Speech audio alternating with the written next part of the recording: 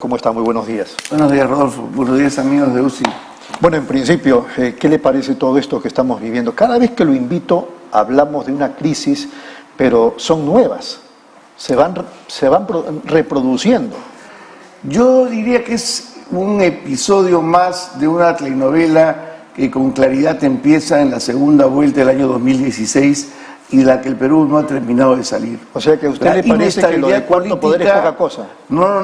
Lo que me parece a mí es que este escenario de la confrontación montado por el fujimorismo en la segunda vuelta. Pero no le estoy hablando de la confrontación. Mi pregunta era a propósito de las ocurrencias de las que nos hemos enterado a partir de la noche del domingo. Sí, yo me refiero exactamente a eso. Lo que ocurre es que... Usted está hablando de confrontación, no lo entiendo. Claro, porque mira, la ¿Qué prensa... tiene que ver ahí el Congreso?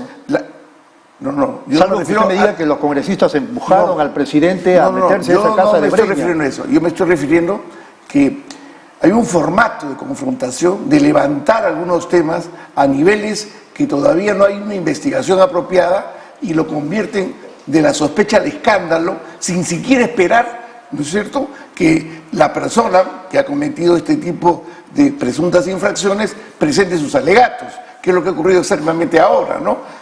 Me parece muy bien que estemos en guardia contra los abusos del poder, porque hemos vivido durante 20 años con presidentes que han terminado suicidados, que han terminado presos o procesados, y en consecuencia hay una sensibilidad también en el ciudadano. Pero también hay un formato de hacer política que se ha trasladado desde el año 2016 y que tiene distintos episodios. ¿Cómo es este? Ese formato tiene como objetivo la vacancia. Sin duda. Claro, mi planteamiento no era ese, sino una impresión suya sobre lo que hemos visto el domingo en la noche a través del Cuarto Poder. Bueno, lo que yo he visto es una noticia en la cual se ha hecho una prolija investigación sobre el uso de la vivienda del presidente, sobre las visitas que tiene el presidente y que todavía no nos queda claro cuál es la razón por la que tenga ese procedimiento y esa manera de actuar. Es parte de la improvisación, sin duda, pero genera mucha sospecha. Especulación, suspicacia, sospecha. Exacto. Y todo eso, ¿no es cierto? Pero lo que quiero recalcar es que el modelo de la confrontación política nos lleva a vivir de escándalo en escándalo, donde no hay la verificación de lo cierto, sobre todo del opositor. Fíjese usted, si tuviéramos que hacer por sospecha, ¿usted cree que hubiera podido ser candidato presidencial la señora Keiko Fujimori con los procesos abiertos de investigación fiscal? ¿O el propio señor López Aliaga, cuya proximidad con Castañeda es absoluta? Ha sido su testaferro político porque transfirió un partido amarillo en uno celeste, lo que era Solidaridad y lo que es hoy día. Y en consecuencia vemos que se usan estos formatos. Él convoca un mitin cuya finalidad no es promover un conjunto de ideas, sino la vacancia. Así es. Y convoca esto como si fuera un partido nacional, generando un montón de expectativas en distintos tipos de organizaciones sociales y políticas con la finalidad de la vacancia. Estamos a 120 días del resultado electoral. Nada más, ni siquiera un año. 120 días del resultado electoral. Y repito, por eso digo, este es un capítulo más de una telenovela que se inicia en ese momento por el fujimorismo. Pero yo voy a con actores en oscuro que pretenden que no haya democracia ni haya persecución por la justicia de las corrupciones hechas en el pasado. Usted es institucionalista, yo también lo soy y estoy seguro que los televidentes además. Pero quería ir al tema otra vez del informe que presentó Cuarto Poder. A mí me dio mucha rabia y hasta ahora no termino de asimilarlo, cómo el presidente se saca el sombrero para usar una gorra y meterse rápidamente a esa área, a ese ambiente cerrado en Breña. Después la señora también sale, le abren la puerta, están mirando o sea, todo a hurtadillas, como que algo escondieran. A eso me refiero. Es verdad que todo eso se presta a especulación, sospecha, no hay una evidencia de corrupción, pero esa señora de la que le hablo es precisamente, y usted lo sabe, asesora de una empresa que ha hecho un contrato millonario con el Estado hace poco.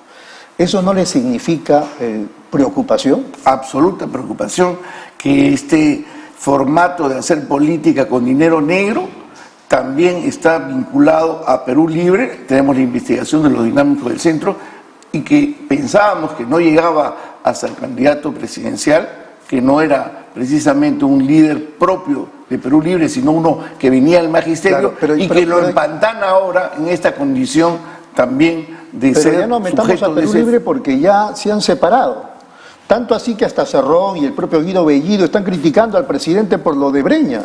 Sí, lo que yo hago referencia es que es un formato de hacer política, de recibir dinero negro, ¿no? Y Perú Libre está acusado de eso y él debió tener claridad absoluta de no acercarse a ningún tipo de estos sujetos que evidentemente se reúnen a oscuras a buscar algún tipo de beneficio del poder público para el negocio de hacer contrataciones con el Estado, ¿no? Así es. Y este tipo de situaciones que hemos visto a través del Cuarto Poder, lamentablemente ayudan a estos sectores que usted mencionaba para reforzar su tesis de vacar al presidente. Claro, porque a la improvisación que el presidente muestra le suma la sospecha.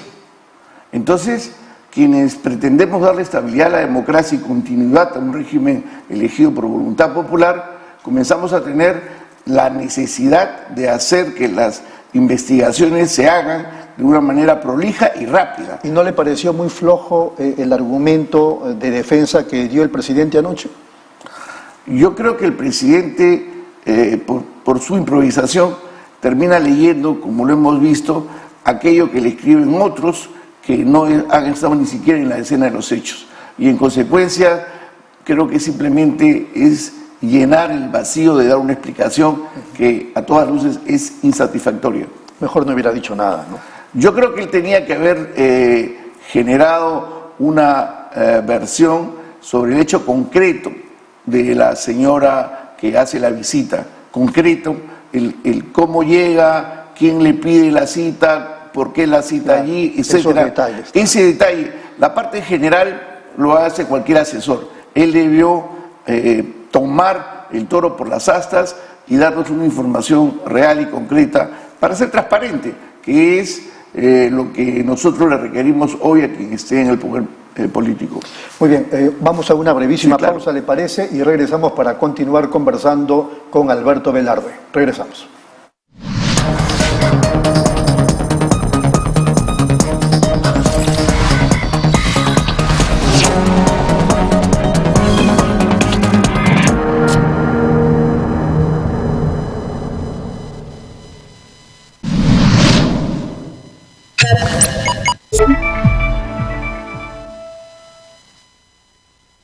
¿Buscas lo mejor para tu hogar? En Plaza Hogar podrás elegir, diseñar y plasmar todas tus ideas. Todo lo que soñaste está en Plaza Hogar. Diseños exclusivos y precios sin competencia. Cómprale al Perú. Ven a Plaza Hogar. La emoción de encontrar lo mejor para tu hogar. Avenida Angamos, 1551 Surquillo. Nueva app de Derrama Magisterial. Maestro y maestra, realiza tus consultas y operaciones en la palma de tu mano.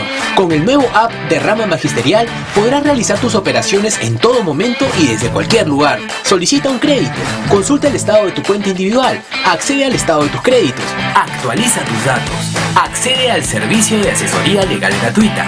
Ubica nuestras oficinas a nivel nacional. Descárgalo hoy mismo en tu Play Store. Derrama Magisterial, seguridad social para el maestro.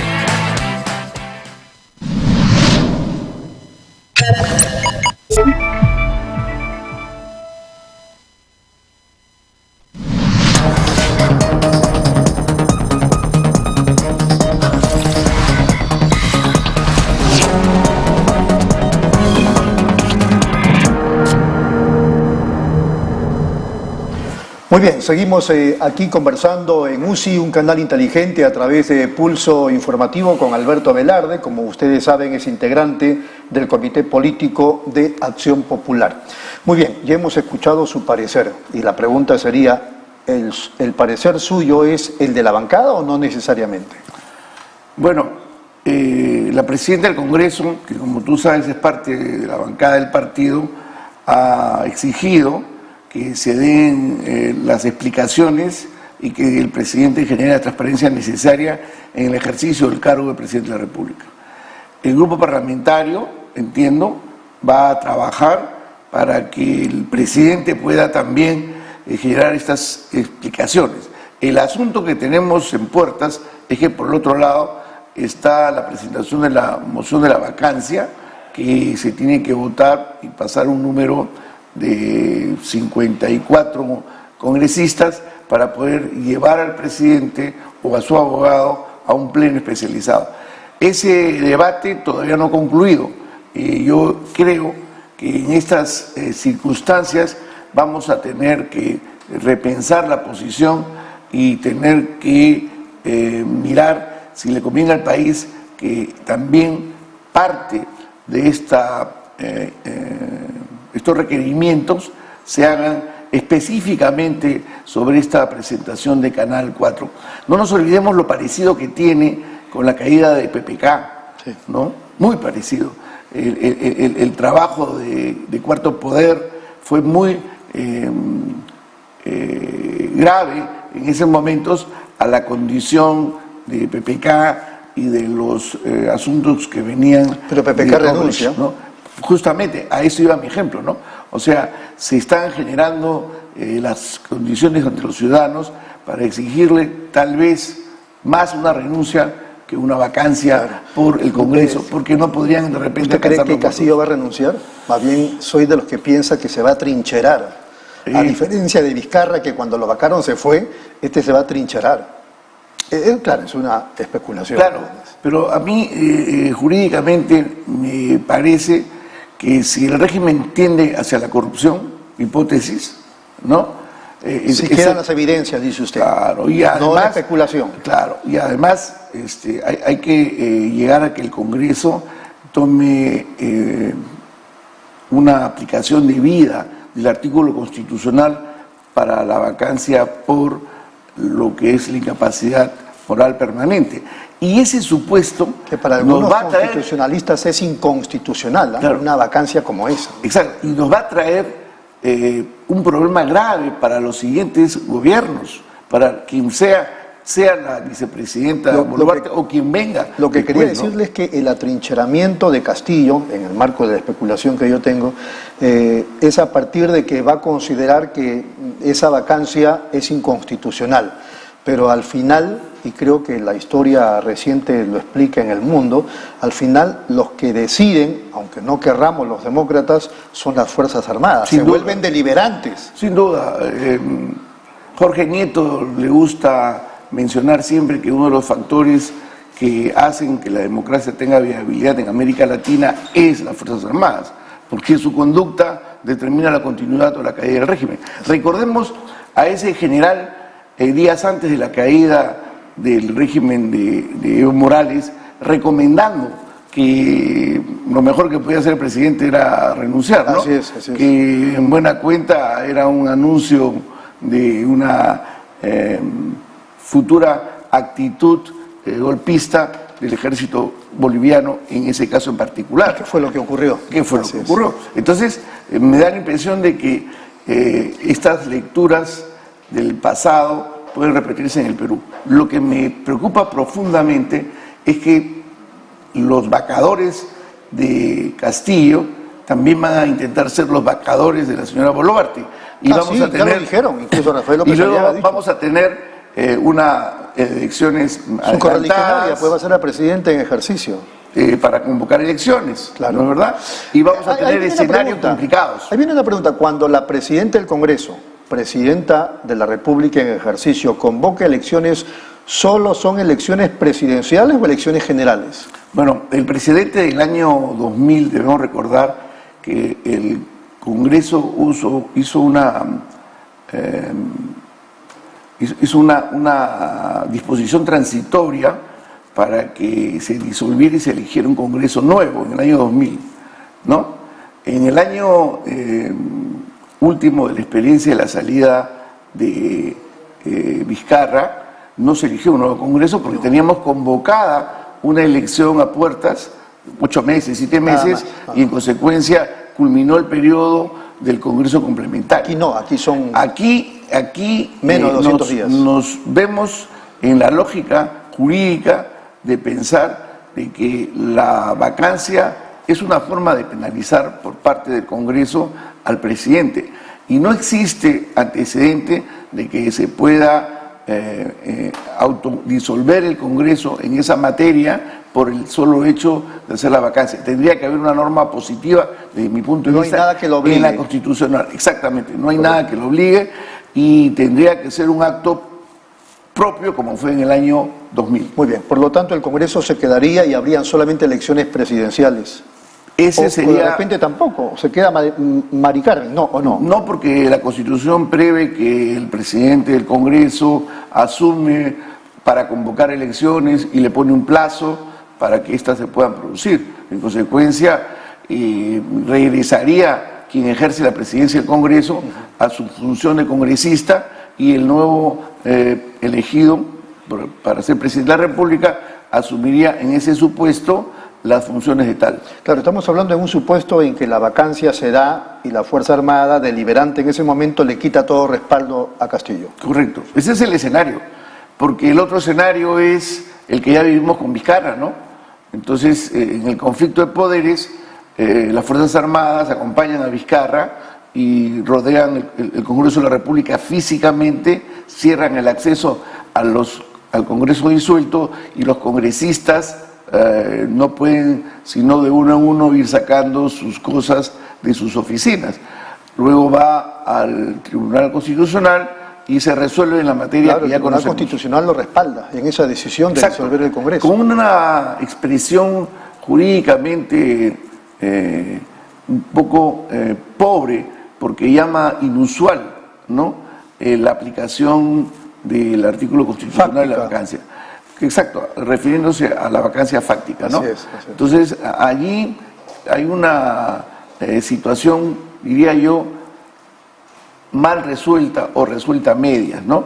Porque no nos permite inferir una regla para lo que podría ocurrir acá adelante. El Tribunal Constitucional, me acuerdo, eso fue recién, nomás tuvo la grandísima oportunidad de poner los puntos sobre las IES en el tema de la vacancia y no quiso. Así es. Pero fíjate, el Acuerdo Nacional le ha aportado al país una solución, en el sentido que el Poder Ejecutivo ahora la ha presentado al Congreso para su debate y que no se ha debatido. En el sentido de que si el presidente de la República termina vacado, el Congreso termina disuelto. Ajá. De tal manera que se hagan elecciones generales, ¿no? Eso no le va a convenir. Claro, lo que pasa es que tenemos que mirar el Perú más allá del ejercicio del cargo, hay gente, ¿no?, que no le gusta. Sin duda, los que ya llegaron, además tienen la convicción de que no son los responsables de la crisis, ¿no? Claro. Y en consecuencia tienen todo el derecho de alegar que esa norma no se aplique. Y además tienen un ritmo, ¿no?, de vida que han encontrado ahora, ¿no? Están en la panacea, digamos, tienen todo, tienen de todo y van a seguir teniéndolo por unos 5 años. Eso también cuenta. Sí, para muchos, claro que yo sí, aquí ¿no? Tengo la lista de increíble de cómo es lo que significa no solamente trabajadores para sí, sino también los sueldos, la escolaridad para sus trabajadores, en fin, una serie de cosas. El problema no es cuánto gana un congresista, sino qué cosa le produce al país. Claro, ¿no? Así debiera ser. Entonces, podrían haber distintas reglas con los temas remunerativos. Todas son materias de discusión. Es que no solamente es el tema remunerativo. No, es el número de personas que trabajan en el Congreso es un número enorme, ¿no? En relación a una administración del tamaño que el Congreso necesita, ¿no?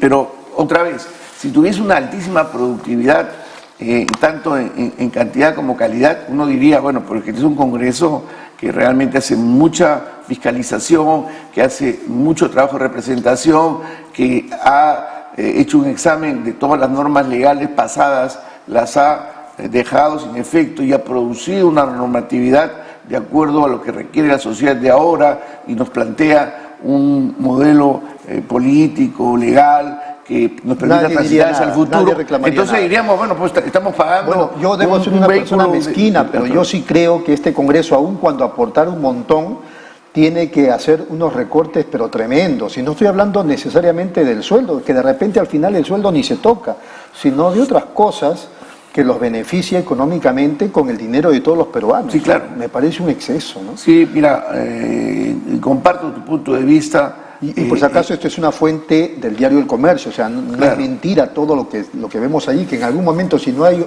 tiempo hoy, en los días posteriores vamos a analizar. Sí, y además tienen unos reajustes de envidia para cualquier parte del sector público.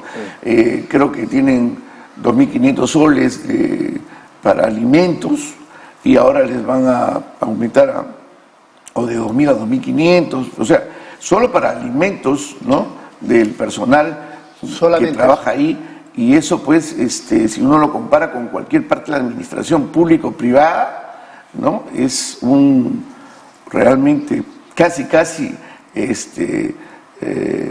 más de 2 veces el sueldo mínimo vital, ¿no? O sea, hay cosas que me parecen a mí que están desdibujadas en ese orden, ¿no? Y los presupuestos solamente en el caso aumentan, de sus ¿no? trabajadores, de cada uno de los 130, el asesor principal, que es de confianza, percibe 9.499 soles. El asesor 2, que es uno también de confianza, 7.789 soles. El técnico, que son 2 técnicos de confianza, 5.297. El auxiliar, que es 1, 2.598. El asistente, que es 1, 2.598. El coordinador, que es 1 y que es CAS, 2.598. Un congresista de la República tiene todo esto, ¿no? Claro, pero además ese es su despacho, ¿no? Su despacho, faltan comisiones. Y eso es la remuneración. No estamos hablando de las cosas que se integran a la remuneración. Claro, la escolaridad, las gratificaciones, que son 2 al año. Estamos hablando de trabajadores, claro, no de congresistas. Claro. Y además, por ejemplo, en los temas de alimentos. Los viáticos, claro. Alimentos. Así una es. partida que le dan de esta cantidad, por ejemplo, ¿no? Me están pidiendo una brevísima pausa, claro. y continuamos con Alberto Velarde.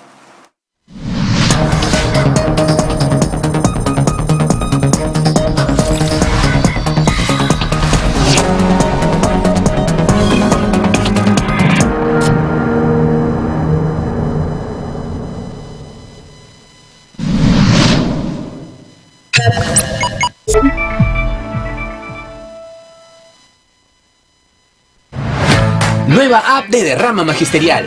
Maestro y maestra, realiza tus consultas y operaciones en la palma de tu mano. Con el nuevo app Derrama Magisterial podrás realizar tus operaciones en todo momento y desde cualquier lugar. Solicita un crédito, consulta el estado de tu cuenta individual, accede al estado de tus créditos, actualiza tus datos, accede al servicio de asesoría legal gratuita. Ubica nuestras oficinas a nivel nacional. Descárgalo hoy mismo en tu Play Store. Derrama Magisterial, seguridad social para el maestro.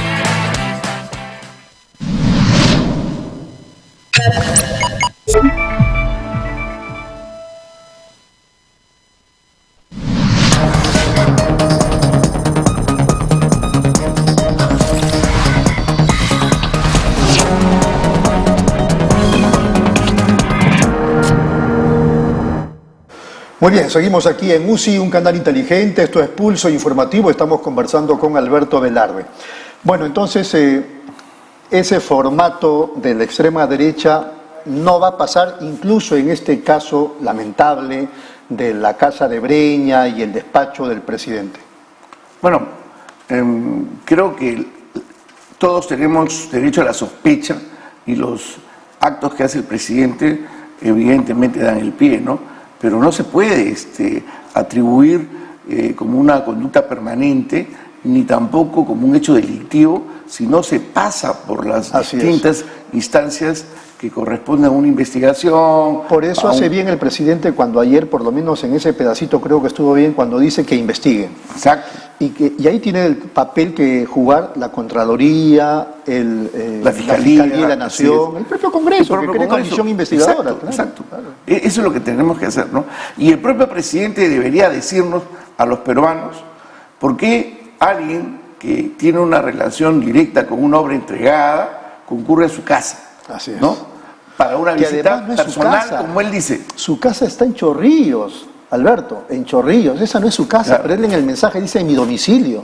Son reuniones personales, no. Claro, eso es verdad también, ¿no? Tal es así que esa casa a la que hemos visitado antes de que él jurara. Usted como fue ahí con presidente, Lescano, claro. Fuimos con Lescano, tiene un estacionamiento.